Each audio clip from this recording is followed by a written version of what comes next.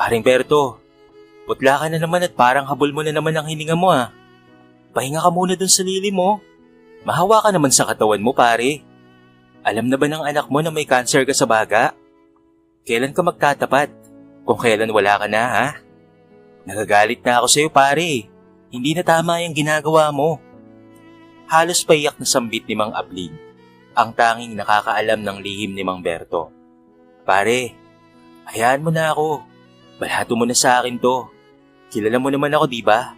Matibay to. Ititigil ko na ang yosi. At ayokong malaman ng 3 kong anak ang karamdaman ko. Mangako ka sa akin, paring Abling. Mahagalit ako sa iyo kapag sinabi mo sa kanila. Masama man ang loob ni Mang Abling sa kaibigan. Wala naman siyang magawa kung hindi ang umalalay. Araw-araw silang magkasama sa bukid at tanging pag-aalalay lang ang kaya niyang gawin sa kanyang kumpare. Ang 2 anak kasi nito ay pamilyado na at nasa malayong lugar. Dinala kasi sila ng kanilang mga asawa roon at ang bunsong lalaki naman na nadala kay Mang Berto ay pilit niyang pinapatapos ng kolehiyo. Itay, baka hindi na po ako makauwi dito linggo-linggo ha. Sayang rin po kasi yung pamasahe. Ipangkakain ko na lang rin po.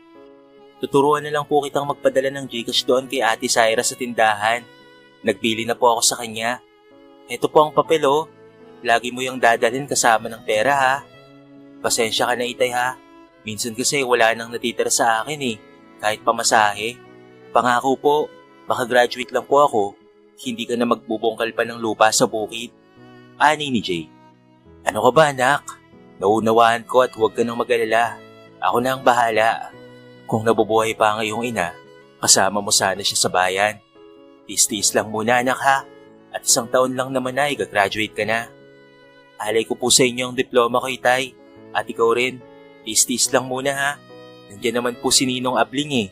Alam ko naman po na hindi kanya pababayaan. Wika pa ni Jay. At dating gawi, araw ng linggo pabalik na siya sa bayan sa kanyang boarding house. At dahil madadaanan niya ang bahay ng kanyang Ninong Abling, muli niyang ihahabili ng kanyang itay dito. Ninong, ang itay po ha. Pakitignan-tignan na lang po muna. Papunta na po ako sa bayan at baka ako po'y gabihin eh. Salamat Ninong ha. Sigaw ni Jay. At tumugon naman si Mang Abling habang nakangiti itong kumakaway-kaway sa kanyang inaanak na si Jay. Hoy nanak, ako na ang bahala. Mag-aral kang mabuti doon ha. Mag-iingat ka sa bayan. At bumalik ka rin dito dahil may inip ang itay mo. Sigaw naman ni Mang Abling. Nakatanaw ito kay Jay habang papalayo at iniisip na kung pwede lang niyang sabihin ang lihim ng kanyang ama. Paring Berto, napakahirap ng kalagayan ko. Pasan-pasan ko ang lihim mo. Nag-aalala na talaga ako sa iyo pare. Bulong ni Mang Abling.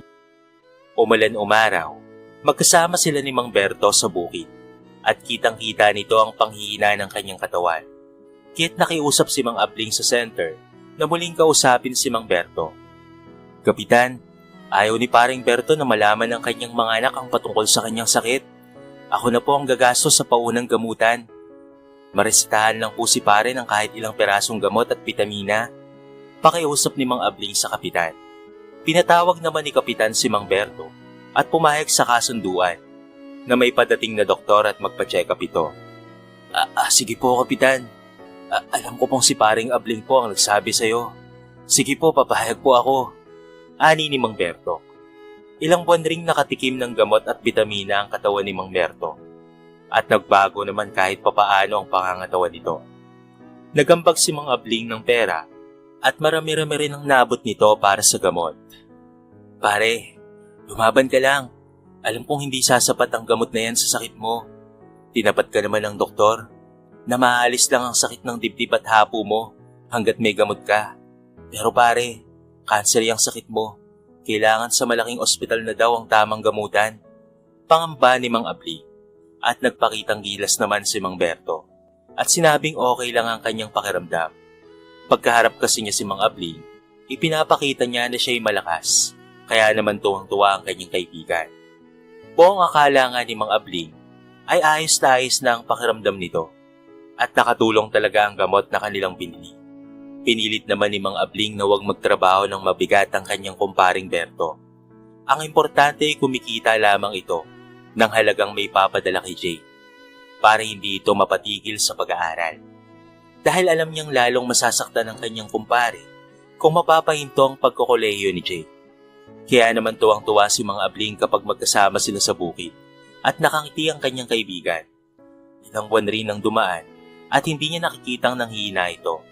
Laging bukang bibig ni Mang Berto na ilang buwan na lamang ay may anak na siyang tapos sa pag-aaral at may diploma na itong may pagmamalaki kahit kanino. Isipin mo pare, sa 3 kong anak, ang inaanak mo lang ang makakapagtapos. Napakasaya ko talaga pare. Yung kasing 2 anak kong babae, nag-asawa ka agad dahil siguro sa hirap ng buhay namin. Kaya masayang-masaya ako kung makakapagtapos si Jay ng pag-aaral. Yan lang ang pinakahihiling ko sa Diyos at pwede na akong mamahinga. Kwento ni Mang Berto. Pare, ang pakiusap ko lang sa'yo, sana naman ipaalam mo sa kanila ang iyong kalagayan. Para rin naman kahit papaano ay maalagaan ka nila at baka sakali na ang 2 mong anak ay may kakayahanang may pagamot ka sa malaking ospital sa bayan. Saad ni Mang Abling. Wala rin silang kakayahan pare. Alam ko ang kanilang pamumuhay. Magsasaka rin ang kanilang mga napangasawa at hindi nila kakayaning ako ay ipagamot. May mga anak na rin sila at ayaw kong maging pabigat sa kanila pare. Igalang mo na lang ang pasya ko ha. Kaya ko pa naman eh. At saka mag-aaksaya lang sila ng pera. Hindi biro ang sakit ko pare at napakamahal ng gamutan nito. Napatitig na lamang ang kumpare sa langit at ano pa nga ba ang kanilang magagawa. Alam rin naman ni Mang Abling na kung wala kang hawak na malaking halaga, hindi nagagaling ang sakit na cancer, lalo na't cancer pa sa baga ito. Pinilit ni Mang Berto na tiisin ang kanyang nararamdaman sa loob ng 1 taon. Ayaw na ayaw niya na makita siya ni Mang Abling na hirap at hinahapo. Hindi rin kasi kakayanin ng kanyang kumpare na tulungan siya habang buhay. Maliit pa rin ang anak nito at pareho lamang silang magsasaka. May kaunting lupain si Mang Abling pero sapat lang iyon para sa kanyang pamilya. Si Mang Berto naman ay walang sariling lupa. Nakikisaka lang ito sa isang mayamang tagabayan at pinagkatiwalaan siya na alagaan ang kanilang lupain. Dahil 2 lamang sila ni Jay, sapat lang ang kanyang kinikita sa bukid. Kaya naman kahit papaano ay nakakapag-aral si Jay at hindi sila kinakapos. Yun nga lang, hindi kasama sa budget ang kanyang gamot at bitamina. Pakiramdam ni Mang Berto ay nauupo siya na parang kandila sa bawat paggising niya sa umaga at babalik siya sa bukid at magdadrama sa harapan ng kanyang kaibigan. Naayos lang ang kanyang pakiramdam. Pero ang totoo ay hindi siya okay. Sa oras na nahihirapan siyang huminga at nakakaramdam ng hapo, lumalayo siya sa kanyang kaibigan at nagdadahilan na uuwi muna siya sa bahay. Doon siya halos sumisigaw sa sakit ng kanyang nararamdaman sa likurang bahagi ng kanyang katawan at maging ang kanyang dibdib ay parang tinuturok ng karayo. Walang kamalay-malay si Jay na ganoon ang sitwasyon ng kanyang itay. Basta't maayos ang kanyang pag-aaral at halos gusto niya nang hilahin ang mga araw upang siya'y makagraduate na. Sa bawat pagpapadala ng GCash ng kanyang ama, naluluwa si Jay dahil alam niyang galing sa dugot pawis iyon ang kanyang itay para lamang siya'y makapagtapos. Lahat ng klase ng pagtitipid ay ginawa na ni Jay dahil ayaw niyang humingi pa ng karagdagang pera sa kanyang tatay. Alam naman niyang wala na itong kukunan, kaya naman halos ginawa na ni Jay ang lahat. Nahihiyaman siya, pero iniipon niya ang mga plastik ng bote o bote ng soft drinks na kanyang mga kaklase at maging ang mga kasama niya sa boarding house. Kaya naman tuwing linggo kapag kumikita siya ng 50 to 70 pesos, ay talaga namang napakasaya na niya at may pambili na siya ng sabon panlaban ng kanyang uniforme. Maging ang kanyang cellphone na ginagamit sa pag-aaral ay nasisira na dahil napakatagal na nito at pinag-ipunan rin ito ng kanyang ama noong kumita siya sa Nyogan. Kaya't mahal na mahal niya ang cellphone na iyon kahit pa malapit na itong masira. Alam naman niyo ni Jay, ngunit nagdadasal na lamang siya sa Diyos na huwag muna itong masira. Patapusin muna siya ng pag-aaral. Alam niyang wala na silang kukunan ng kanyang ama kung sakaling ito'y tuluyang masira. Tol, dahil lagay na namin yung mga plastic bottle sa ipunan mo. Sana makatulong kahit konti ha. At pag may nakikita kaming mga bote ng soft drink sa kantin, hihingi namin para sa'yo. Mabuti kang anak, Tol. Sana'y makatapos ka. Nang sa gayon ay matulungan mo ang tatay mo sa bukid. Uwi ka ng mga kasama ni Jay sa boarding house. At nakita nga ni Jay na halos mapuno na ang kanyang ipunan ng mga plastic bottle. At masayang-masaya siya dahil sa darating na linggo ay baka maka 100 piso siya at may pambili na siya ng ilang kagamitan sa school. Dahil na rin nakapasa si Jay sa proyekto ng gobyerno, ay nabawasan ang kanyang tuition. Kaya naman pinagkakasya na lamang ni Jay ang ipinapadala sa kanya ng kanyang ama, malaki man ito o maliit. Pero talagang mapagbiro ang kapalaran ni Mang Berto. Isang araw, gumising siya na halos parang hindi niya na kayang bumangon pa. Dasal ng dasal si Mang Berto na mahintay naman sana niya na makatapos ang kanyang anak. Diyos ko, tulungan niyo naman po ako. Sana naman po mahawakan ko lamang po ang diploma ng anak ko at mayakap ko ito. Konting panahon na lamang po ang kailangan ko. Konting lakas lang po sana ang hiling ko sa inyo. Daing pa ni Mang Berto. Isang araw, nakitawag si Jay sa tindahan upang iparating sa kanyang itay na kailangan itong maganda dahil nga malapit na ang kanilang pagtatapos. Ayaw namang iparating ni Jay na kasama siya sa mga top-notchers na magtatapos. Napakasaya ni Mang Berto at halos pinagmamalaki niya ito sa buong barangay nila. Hirap man siyang maglakad noon, ay pinilit niyang pumunta sa tindahan at nagpadala na rin ng konting halaga. Maging si Mang Abling ay walang paglagyan ng saya dahil ramdam niya ang ligaya ng kanyang kumpare habang ito ay nagkukwento sa kanya. Sa loob nga ng ilang buwang iyon, inubos ni Mang Berto ang kanyang lakas. Nagbenta ito ng kanyang mga alagang kambing at ng kanyang 2 kabayo na hindi na naman niya nagagamit pa. Kaya naman ibinenta niya na rin ito. Hindi naman nagtaka si Mang Abling dahil ang iniisip niya ay pinaghahandaan ng kanyang kaibigan ang pagtatapos ng kanyang anak. Nagkataon pa na hindi nila anihan at wala pa silang gagawin sa bukid. Kaya't buong tiwala si Mang Abling na nasa magandang kondisyon ang katawan ng kanyang kaibigan. Dahil hindi naman ito napapagod at paminsan-minsan niyang dinadaanan ito at sinisilip kung ayos pa ito. Pag siya naman ay nagpapastol ng mga hayop, ay kinakamusta niya ito. Tinatanong niya kung ayos lang ba ang pakiramdam nito. At minsan, ay dinadalhan niya ng sariwang gulay o lutong ulam. Pag ito ay tumugon sa kanya, ay masaya na si Mang Abling. Paring Berto, ayos ka lang ba dyan? Kung hindi ka ayos, tumawag ka lang sa kapitbahay mo upang sunduin ako. Ito nga pala, lutong ulam. Ilalagay ko sa hagdanan mo Sigaw ni Mang Abling. Oo kumpare, ayos lang ako. Ako'y nakahiga lang at nakikinig sa balita sa radyo.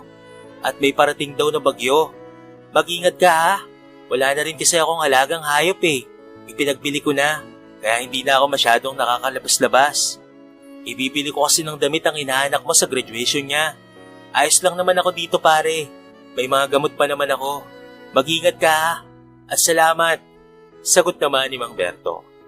Kaya walang kamalay-malay si Mang Abling na yun na pala ang huli nilang pag-uusap. Nakangiti siyang umalis, sapagkat dinig naman niya sa boses nito na nasa maayos namang kalagayan ng kanyang kumpare. Nagmadali na rin siya noong oras na yon dahil mukhang uulan na at may paparating pang bagyo. Pasipol-sipol pa nga si Mang Abling na umalis at dumiretso na sa kanyang lupain upang magpastol ng kanyang mga hayop. Dahil nga dumaan ng malakas na bagyo, halos ilang araw rin silang hindi nakalabas ng bahay. At pag may mga dumara ang barangay tanod at naglilibot, hindi nalilimutan ni Mang Abling na ibilin si Mang Berto. Sinasabi niyang daanan ito at dalhan man lamang ng bigas o kahit sardinas man lamang. Nangako naman si Kapitan at ang mga tanod na gagawin ang bagay na iyon. Maging si Jay ay nag-aalala sa kanyang ama noong dumaan ang bagyong ito. Halos ilang araw na lang kasi at graduation niya na. Natanggap niya na nga ang ipinadalang pera ng kanyang itay. Ang bili nito ay pangbili niya ito ng damit nila sa graduation. Kaya naman agad na pinamili ni Jay ang pera at hindi niya nakalimutang ibili ng sapatos at bagong pantalon at polo shirt ang kanyang tatay. Itay, sa graduation ko, maaga pa lang ay umalis na kayo ng bahay upang hindi kayo mahuli sa programa namin. Tiyak ang gwapo mo sa pinili kong polo shirt at pati na rin sa pantalon. Ako po ang pumili niyan. Malaking halaga ang ipinadala nyo, kaya nagbalik ako ng konting halaga. Baka po wala kayong pera Sige po itay, hihintayin kita. Ilang araw na lang po at graduation ko na. Sulat ni Jay sa kanyang ama at isiningit sa gitna ng mga damit. Nag-abang ito ng terminal ng jeep at naghanap ng kakilalang kabarangay at ipapakisuyo ito ni Jay na dalhin sa kanyang ama. Ang taong napakasiyuan ni Jay na kanilang kabarangay ay agad namang dinala ang damit at sapatos ni Mang Berto at may kalakip na kakaunting halaga na ibinalik ni Jay para magamit ng kanyang ama na pamasahe patungo sa bayan sa araw ng kanyang pagtatapos. Tao po! Tao po, Mang Berto! May pinadala po si Jay na damit at sapatos para sa inyo. Suot mo daw po sa graduation niya. Andiyan na rin daw po ang invitation para alam niyo po ang petsa at oras ng kanyang pagtatapos. At may pera po dyan para sa pamasahe niyo raw po. Iiwan namin sa hagdanan niyo ha. At isang mahinahong tugon naman ang narinig ng taong pinakasiyuan ni Jay. Kaya't nagpaalam na ang mga ito dahil buong akala nila ay ayos lang si Mang Berto at narinig nito ang kanilang sinabi. Maging si Mang Abling ay pabalik-balik rin habang nagpapastol ito ng hayop. Tinatawag niya si Mang Berto mula sa malayo at tumutugon naman ito kahit mahina lamang. Ang iniisip na lamang ni Mang Abling ay baka ito'y bagong gising lamang o natutulog dahil nga hindi pa rin maganda ang panahon dahil sa bagyong dumaan. Nagkataon pa na naging abala na rin si Mang Abling dahil ang ilan niyang hayop ay nagkandamatayan gawa ng dumaang bagyo. Kaya naman ilang araw ring si Mang Abling nabala at umaalis ito upang bumili muli ng bisero. Naging abala na nga ito sa kanyang ginagawa at ilang araw ring hindi niya napuntahan ang kanyang kumparing si Mang Berto. Araw na nga ng pagtatapos ni Jay at alas 6 pa lamang ng umaga ay gising na si Jay at naghahanda pa ito ng pandesal na binalot nito at babaunin niya patungo sa school. Ibibigay niya ito sa kanyang itay sapagkat sigurado siyang hindi pa ito nag-aalmusal. Pero habang tumatagal ay naiinip na si Jay. Nasa gate na siya ng kanilang school at iniintay na ang kanyang itay. Bakit kaya ang tagal ni itay? Alas 7 na ng umaga at alas 8 ang simula ng programa pero wala pa rin siya. Alam naman siguro niya ang school ko. Hey nako, itay bakit ang tagal mo? Akit pa naman po tayo sa stage at para po sa inyo ang lahat ng karangalan ko. Pulong ni Jay na nasa gate na ito ng kanilang school at hindi mapakali. Habang si Mang Abling naman ay naaalala na parang araw na nga ng pagtatapos ng kanyang inaanak. Kaya't dalayan itong tumungo sa bahay ng kanyang kumparing Berto. Dumaan pa ito ng tindahan at tinanong kung nagtungo na ba roon ang kanyang kumpare. At sumagot naman ang tindera na hindi niya pa nakikita si Mang Berto at halos 1 linggo na. Nakaramdam naman ng kaba si Mang Abling at dali-dali itong napatakbo patungo sa bahay ng kumpare niyang si Mang Berto. At malayo pa lamang ay may kakaiba ng naamoy sa paligid si Mang Abling. Kaya naman natakot ito.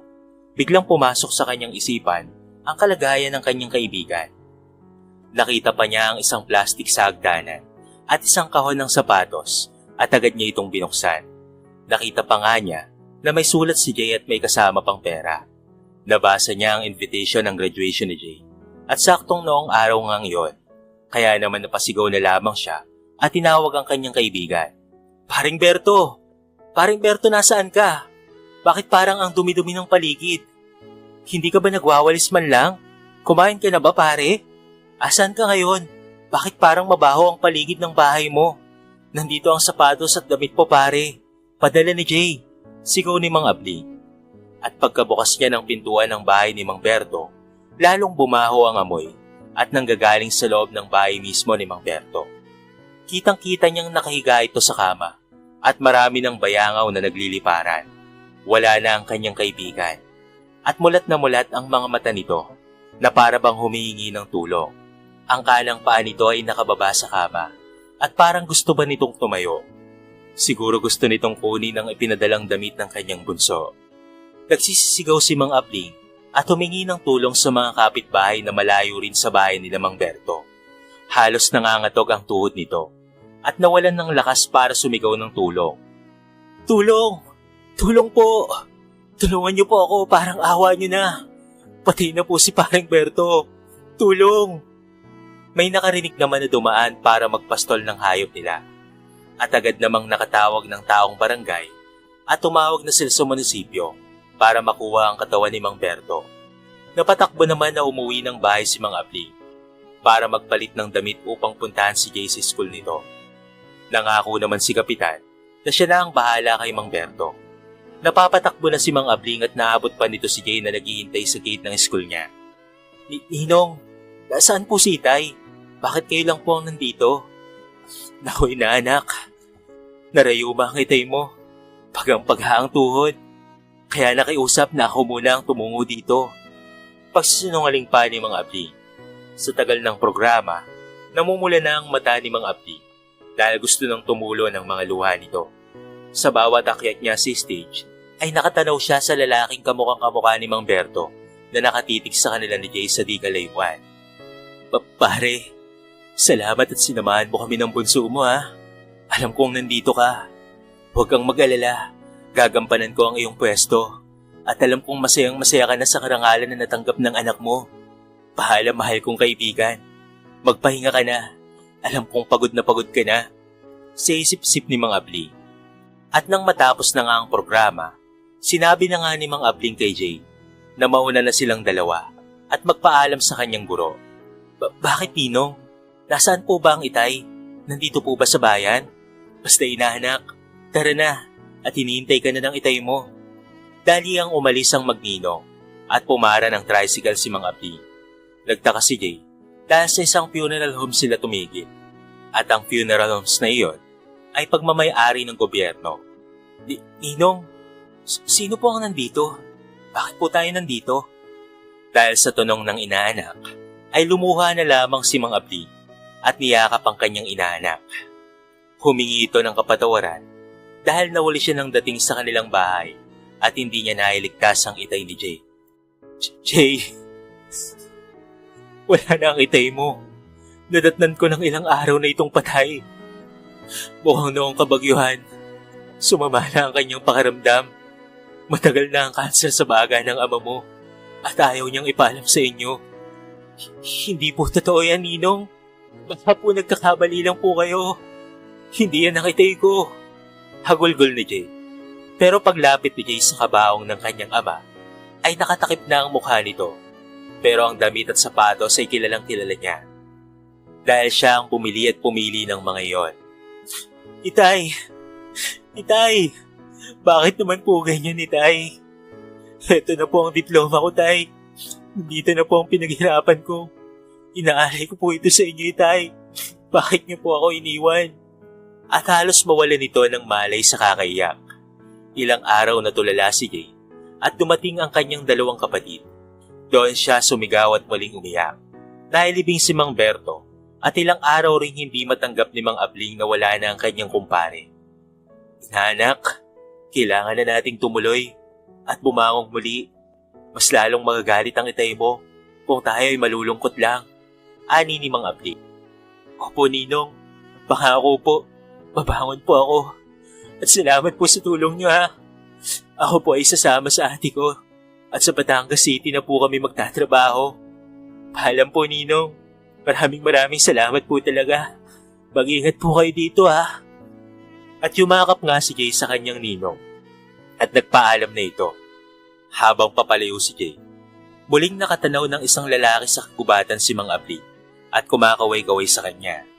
Pahinga ka na, paring Berto. Alam kong masaya ka na. At magkakasama na ngayon ang 3 mong mga anak. Bulong ni Mang Abli. Nagpatuloy nga sa buhay ang 3 magkakapatid. Si Jay ay nakahanap ng magandang trabaho na mayroong mataas na posisyon. Kahit wala na ang kanyang ama, baon-baon niya pa rin sa kanyang puso't isipan ang mga alaala nito at ang pagsasakripisyo nito para sa kanya. Nangako siya sa kanyang sarili na balang araw kapag siya ay nagkaanak, ay mamahalin niya rin ito tulad ng pagmamahal ng kanyang ama sa kanya. Si Mang Abling naman, nawalan man ng matalik na kaibigan na parang itinuring na niyang tunay na kapatid, ay pilit na bumabangon at tinataguyod ang kanyang pamilya. Naging inspirasyon niya ang kanyang kaibigan na magpatuloy sa buhay para lamang mabigyan ng maayos na buhay ang kanyang pamilya, lalo na ang kanyang anak. Napakapalad nga ng isang tao kung nagkaroon siya ng magulang na kayang ibigay ang lahat-lahat para sa iyo. Sa kwentong ito ay marami tayong mapupulot na aral. Isa na nga dyan ay ang pahalagahan natin ang pagsasakripisyong ginagawa para sa atin ng ating mga magulang. Kayo mga kabarangay, anong aral ang napulot nyo sa kwento sa araw na ito? Comment nyo naman sa baba ang inyong mga reaksyon At babasahin natin ang lahat ng yan. Kung bago ka pa lamang sa ating channel, baka naman pwedeng pakihitang subscribe button at bell notification button para palagi kang updated sa mga bago nating upload na katulad nito. So paano ka ba rin, gang?